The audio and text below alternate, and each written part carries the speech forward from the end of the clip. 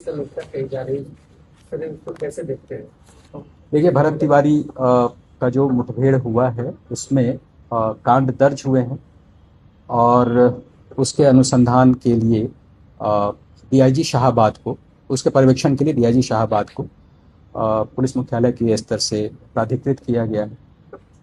वो सभी एफएसएल और अन्य जो सुविधाएं हैं उसका इस्तेमाल करते हुए वैज्ञानिक अनुसंधान कराएंगे, इस बात के लिए उनको निर्देश दिया गया है।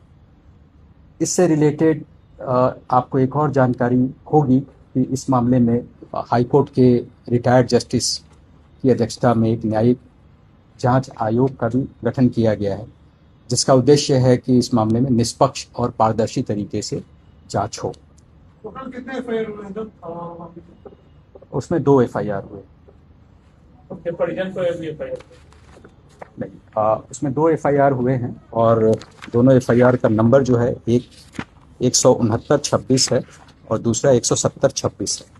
सर, कितने पुलिसकर्मियों पर इस मामले में कार्रवाई हुई है और आखिरकार गोली चलाने का दिशा निर्देश किसने दिया? देखिए, ये सब सारी बातें जो हैं वो एफआईआर में हैं, जो पब्लिक डॉक्यूमेंट है आप उसको देख सकते हैं। दूसरा ये कि इस मामले में लापरवाही जो है इस परिप्रेक्ष्य में सामने आई है कि जब पहली बार वो 16 तारीख को हमारे पदाधिकारी वहाँ गए थे तो उसमें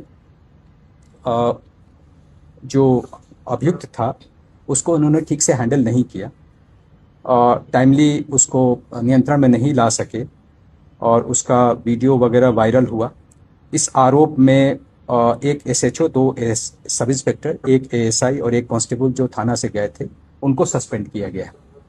एक निजी चैनल ने स्ट्रिंग भी किया, उसमें साफ तौर से शाहपुर थाना के कुछ कर्मी बता रहे हैं कि प्रतिष्ठा का सवाल बन गया।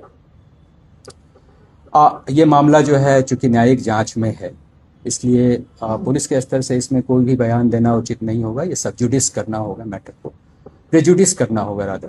तो इसलिए हमें उस पर न्यायिक जांच आयोग के मामले में कोई दखल नहीं देना चाहिए। सर, आप लोग बताइए, बहुत सारी कितनी गिरफ्तारियां हुई, तो क्या इनकाउंटर की उपलब्धि है आप लोग की, उसमें कितना आपने इनकाउंटर किया उसके बारे में कुछ देखा है? देखिए, इनकाउंटर कभी भी उपलब्धि नहीं मानी जा सकती, लेकिन एट द सेम टाइम यह भी कहना उचित होगा कि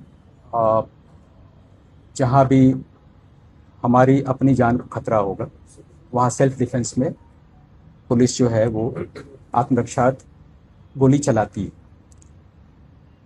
और इस क्रम में यदि सामने वाला अभियुक्त को गोली लगती है तो वो कानून के तहत एक एक्सेप्शन है, उसमें हमें आत्मरक्षार्थ गोली चलाने का अधिकार दिया गया है। वीडियो में दिख रहा है सर कि सरेंडर करने के बाद मैं पूरी घटना हुई, आसपास के लोग मैं इस बारे में यही कहना चाहूँगा कि न्यायिक जांच आयोग के तहत ये मामला है और उसमें हमारे स्तर से कोई भी बयान देना उचित नहीं होगा।